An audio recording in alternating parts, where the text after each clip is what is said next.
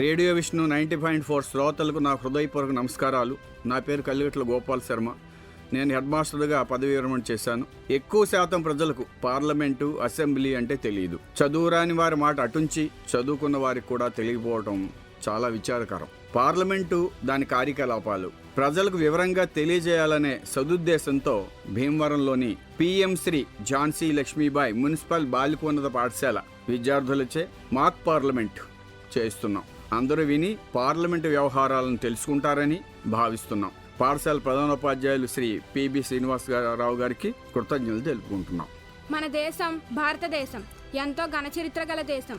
28 రాష్ట్రాలు, 8 కేంద్రపాలిత ప్రాంతాలు కలిగిన అతిపెద్ద రాజ్యాంగం కలిగిన దేశం. నేటి విద్యార్థులే రేపటి పౌరులు. కాబట్టి పార్లమెంట్ పనితీరు గురించి విద్యార్థులకు కళ్ళకి కట్టినట్టు తెలియచేయాలనే సదుద్దేశంతో మాక్ పార్లమెంట్ను నిర్వహిస్తున్నాం. మాక్ పార్లమెంట్ అంటే మోడల్ పార్లమెంట్ చేయాలని PM Shri Jhansi Lakshmibai municipal girls high school Bhimavaram ప్రధానోపాధ్యాయులు శ్రీ పిబి శ్రీనివాసరావు గారు సంకల్పించారు. ఆ సంకల్ప ఫలితమే ఈ మాక్ పార్లమెంట్. ముందుగా పార్లమెంట్ గురించి కొన్ని విషయాలు తెలుసుకుందాం. రాజ్యసభ, దీనినే ఎగువ సభ అంటారు. దీనిలో 245 మంది సభ్యులుంటారు. వారందరినీ రాష్ట్రాల ఎమ్మెల్యేలు ఎన్నుకుంటారు. వీరి పదవి కాలం 6 సంవత్సరాలు.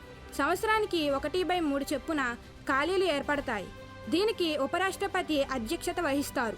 పరిపాలనలోనికి రావాలంటే పార్టీలు 273 మ్యాజిక్ ఫిగర్ని దాటి ఉండాలి. ప్రధానమంత్రిని ఎన్నుకున్న వారందరినీ అధికార పక్ష సభ్యులని, మిగిలిన వారిని ప్రతిపక్ష సభ్యులని అంటారు.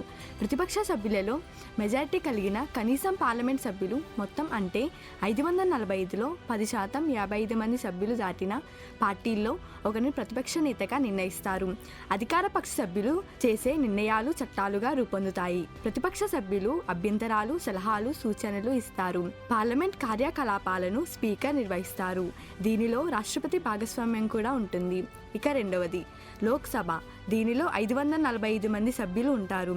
వీరందరినీ ప్రత్యక్ష పద్ధతిలో రాష్ట్రాల వారీగా ప్రజలు ఎన్నుకుంటారు. వీరి పదవి కాలం 5 సంవత్సరాలు. ప్రతి 5 సంవత్సరాలకి లోక్సభ రద్దై కొత్త ప్రభుత్వం ఎన్నుకోబడుతుంది. లోక్సభను దిగువ సభ అంటారు. ఈ రాజ్యసభ, లోక్సభ సభ్యులను కలిపి పార్లమెంట్ అని పిలుస్తారు. 2 శకాలలోని సభ్యులను ఎంపీలు అంటే మెంబర్ ఆఫ్ పార్లమెంట్ అంటారు. మన రాష్ట్రంలోని ఎంపీలు 25 మంది.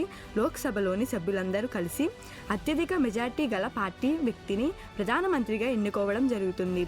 పార్లమెంట్లో మొత్తం సంఖ్యలు 545 కాబట్టి ఇందులో సగం అంటే 273 సంఖ్యను మ్యాజిక్ ఫిగర్ అని అంటారు. ప్రస్తుత కేంద్ర మంత్రి వర్గంలో మన ఆంధ్రప్రదేశ్ రాష్ట్రానికి చెందిన వారు 3 ఉన్నారు. మొదటి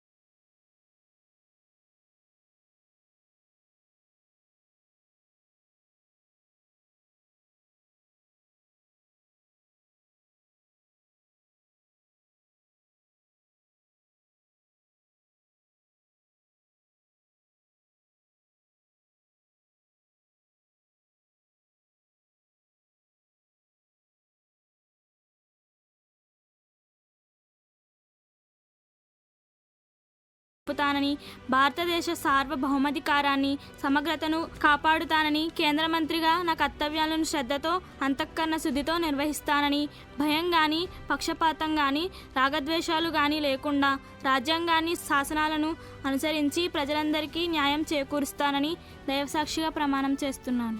సింగారి భార్గవి కుమారి అనే నేను శాసనం ద్వారా నిర్మితమైన రాజ్యాంగం పట్ల నిజమైన విశ్వాసం, విధేయత చూపుతానని, భారతదేశ సార్వభౌమాధికారాన్ని, సమగ్రతను కాపాడుతానని, నేను స్వీకరించబోయే కర్తవ్యాన్ని శ్రద్ధాశక్తులతో నిర్వహిస్తానని దైవ సాక్షిగా ప్రమాణం చేస్తున్నాను. రాష్ట్రపతి వర్యులను ఈ ఉభయ సభను ఉద్దేశించి ప్రసంగించవలసిందిగా కోరుతున్నాను. నూతనంగా ఎన్నికైన పార్లమెంట్ సభ్యులకు అభినందనలు. గౌరవ సభ్యులకు నమస్కారాలు. స్వాతంత్ర్య అనంతరం భారతదేశం ఎన్నో రంగాలలో అభివృద్ధి సాధించింది. ప్రపంచ దేశాలలో గర్వించదగిన స్థాయికి ఎదిగింది. విద్య, వైజ్ఞానిక, రక్షణ, మానవ వనరుల అభివృద్ధిలో మన దేశం అగ్రరాజ్యాల సరసన చేరింది. ప్రభుత్వం రాబోయే కాలంలో ఎన్నో సంక్షేమ పథకాలను రూపొందించి పకడ్బందీగా అమలు చేయుటకు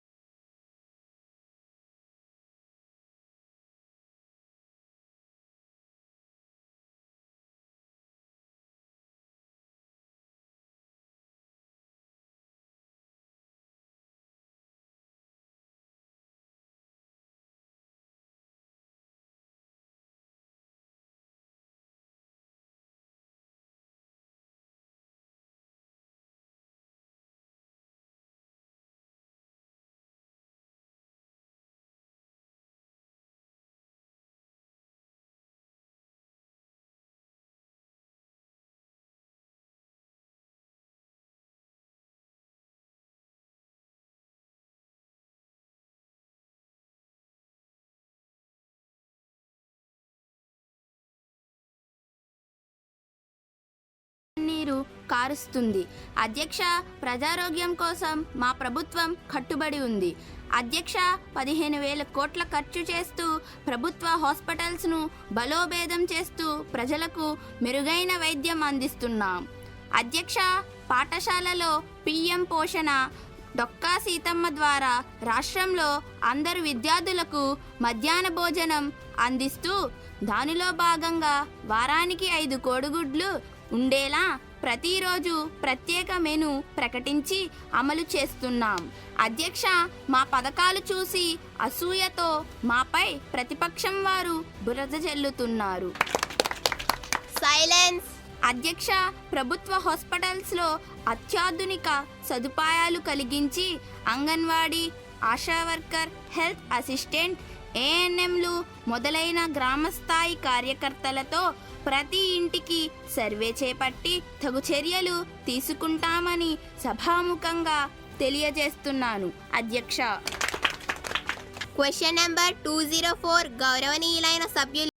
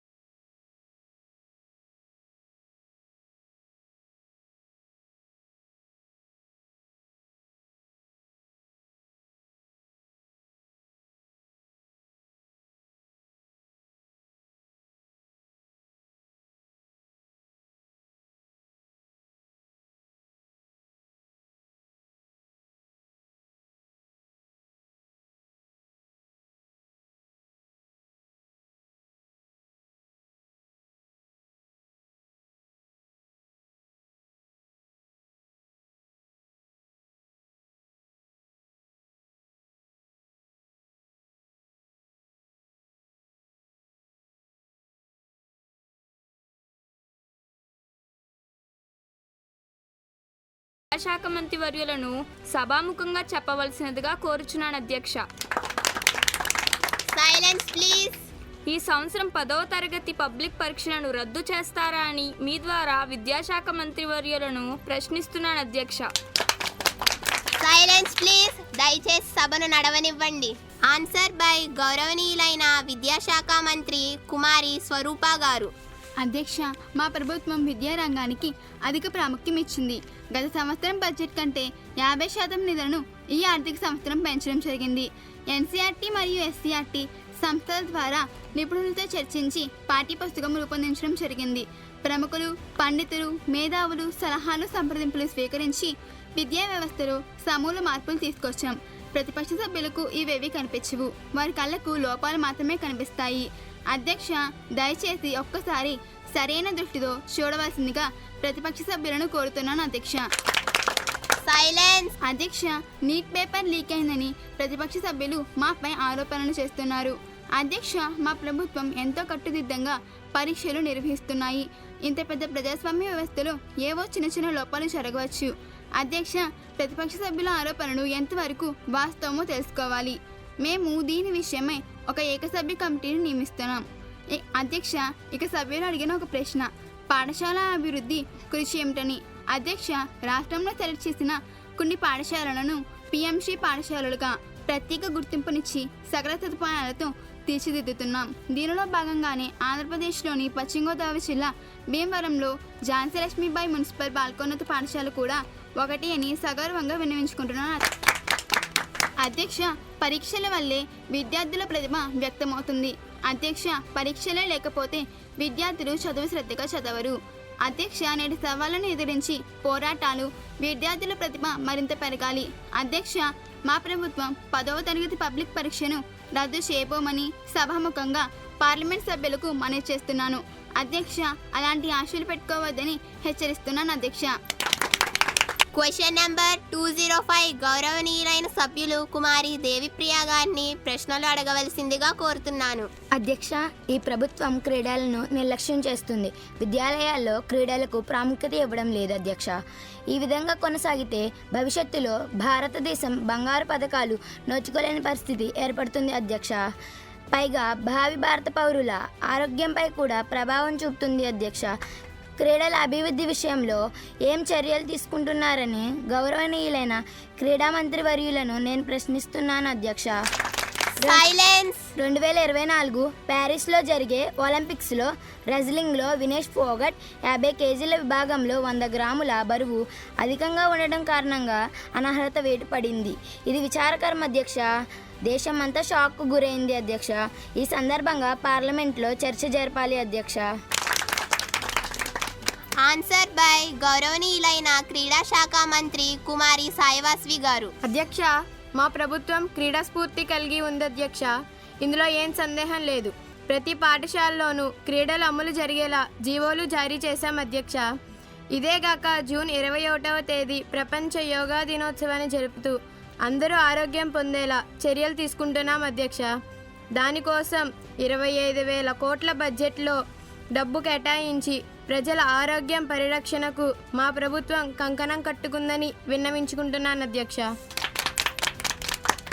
ఫోగట్ విషయంపై ప్రధానమంత్రి గారు వివరణ ఇస్తారు. అధ్యక్ష, వినేష్ ఫోగట్ మీరు ఛాంపియన్లలో ఛాంపియన్ అని ట్వీట్ చేశాను అధ్యక్ష. మీరు భారతదేశానికి గర్వకారణం అని అన్నాను అధ్యక్ష. ప్రతి ఒక్క భారతీయుడికి మీరు స్ఫూర్తి. ఎవరూ ఈ విధంగా జరుగుతుందని ఊహించలేదు. ఎదురొడ్డి నిలిచే మీ స్వభావం అందరికీ ఆదర్శం అని ట్వీట్ చేశాను అధ్యక్ష. ఈ సందర్భంగా వారిని ధైర్యంగా నిలబడాలని హితవు చెప్తున్నాను అధ్యక్ష. క్వశ్చన్ నెంబర్ 206 గౌరవనీయులైన సభ్యులు కుమారి లక్ష్మీ గాయత్రి గారిని ప్రశ్నలు అడగవలసిందిగా కోరుతున్నాను. అధ్యక్ష, ప్రజల నిత్యావసర వస్తువుల ధరలు ఆకాశానికి అంటుతున్నాయి. మధ్యతరగతి ప్రజల జీవనం దుర్భరమైపోతుంది. మూలిగే నక్కపై తాటిపండు పడింది అన్నట్లు GST ఒకటి. అధ్యక్ష, ఈ పన్నుల భారాన్ని ప్రజలు మోయలేక ఆస్తుల పాలు అవుతున్నారు. సామాన్యులు బ్రతకలేక బ్రతుకు నీడుస్తూ గడుపుతున్నారు. దీనిపై మీ చర్యలు ఏమిటని ప్రభుత్వాన్ని సూటిగా ప్రశ్నిస్తున్నాను అధ్యక్ష. ప్రజలపై పన్నుల భారాన్ని మోపి నిత్యావసర వస్తువుల ధరలు ప్రజలకు అందనంత స్థాయిలో పెంచిన ఈ ప్రభుత్వం అధికారంలో ఉండడానికి అర్హత లేదు. వెంటనే ఈ ప్రభుత్వాన్ని రాజీనామా చేయాలని డిమాండ్ చేస్తున్నాను అధ్యక్ష. సైలెన్స్. ఆన్సర్ బై గౌరవనీయులైన ఆర్థిక శాఖ మంత్రి కుమారి లిఖిత గారు. అధ్యక్ష, పేదరిక నిర్మూలన కోసం మా ప్రభుత్వం ఎప్పుడూ కట్టుబడి ఉంది అధ్యక్ష. ప్రతిపక్ష సభ్యులు మాపై లేనిపోని నిందలు మోపుతున్నారు అధ్యక్ష. వీరు ప్రభుత్వంలో ఉన్నప్పుడు ధరలు నియంత్రించారా? పేదల బడుగు వర్గాల ప్రజల బాగోగులు చూసారా అని వారిని సూటిగా ప్రశ్నిస్తున్నాను అధ్యక్ష.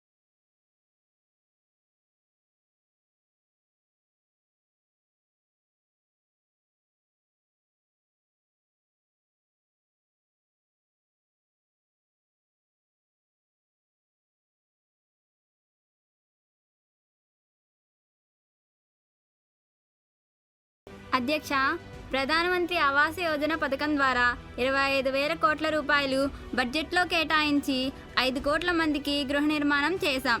వివిధ సంక్షేమ పథకాల ద్వారా పేదలకు, బడుగు వర్గాలకు, బీసీ, ఎస్సీ, ఎస్టీలకు నిధులు అందజేస్తున్నాం అధ్యక్ష. సాంఘిక సంక్షేమ పథకం ద్వారా 3 కోట్ల మందికి పెన్షన్లు అందించాం అధ్యక్ష. 12 మిలియన్ల ప్రజలకు ఉపాధి కల్పించాం అధ్యక్ష. ఆహార భద్రత పథకం ద్వారా ప్రజలకు ఆహార భద్రత మా ప్రభుత్వం కలిగిస్తుంది అధ్యక్ష. అధ్యక్ష, వీళ్ళ మాటలు వింటుంటే నాకు సామెత గుర్తుకొస్తుంది అధ్యక్ష. ఆలికి అన్నం పెట్టి ఊరికి ఉపకారం చేశామన్నట్లుంది అధ్యక్ష.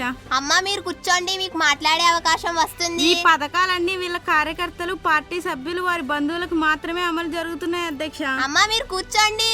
ఈ పథకాల వల్ల సామాన్యులకు ఏమీ ఒరిగింది లేదు అధ్యక్ష. కూర్చోండి అమ్మా. ఇకనైనా పేదరిక నిర్మూలన కోసం చిత్తశుద్ధితో ప్రయత్నం చేయాలని ప్రభుత్వాన్ని డిమాండ్ చేస్తున్నాం అధ్యక్ష. ఎవరు మధ్యలో లేచి మాట్లాడకూడదని కోరుతున్నాను. ప్రతి ఒక్కరికి అవకాశం వస్తుంది. క్వశ్చన్ నెంబర్ 208 గౌరవనీయులైన సభ్యులు కుమారి శేషు గారిని ప్రశ్నలు అడగవలసిందిగా కోరుతున్నాను.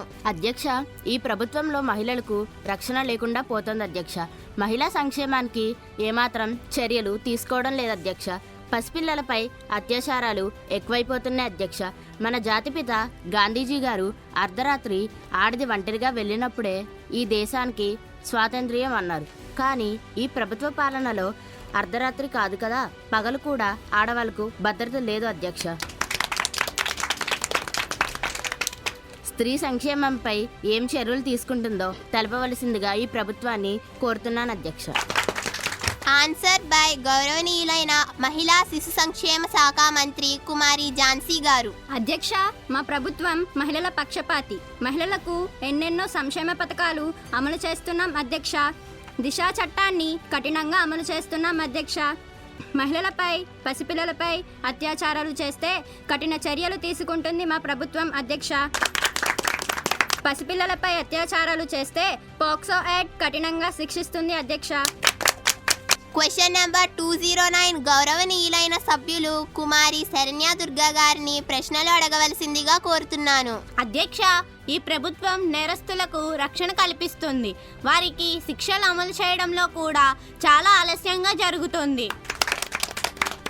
అధ్యక్ష, సుప్రీంకోర్టు, హైకోర్టులలో కేసులు పేరుకుపోతున్నాయి. సామాన్యుడికి ఎప్పుడు న్యాయం జరుగుతుంది? సైలెన్స్. అధ్యక్ష, సంవత్సరాలు కేసులు పరిష్కారం కాక వాయిదాల మీద వాయిదాలు పడుతుంది. సామాన్యుడి ఎదురుచూపు చాతకపక్షి చందానం ఉంటుంది. అధ్యక్ష, న్యాయ వ్యవస్థ తీరుపై ప్రజలు అసంతృప్తితో ఉన్నారు. అధ్యక్ష, దీనిపై మీ సమాధానం ఏమిటని ప్రభుత్వాన్ని సూటిగా ప్రశ్నిస్తున్నాను అధ్యక్ష. సైలెన్స్. ఆన్సర్ బై గౌరవనీయులైన న్యాయశాఖ మంత్రి కుమారి షర్మిలా గారు. అధ్యక్ష, గౌరవ సభ్యులు ఇంకా నిద్ర మేల్కోలేదనుకుంటాను. ఈ సంవత్సరం జూలై 1వ తేదీ నుండి కొత్త న్యాయ చట్టం అమలు చేస్తున్నాం అధ్యక్ష. బ్రిటిష్ పాలనలో ప్రవేశపెట్టిన పాతబడిన బూజు పట్టిన ఐపీసీ ఇండియన్ పీనల్ కోడ్ స్థానంలో కొత్త న్యాయ చట్టం రూపొందించి అమలు పరుస్తున్నాం అధ్యక్ష. ఈ చట్టం ద్వారా 3 సంవత్సరాల లోపే క్రిమినల్స్కి శిక్ష పడుతుంది అధ్యక్ష.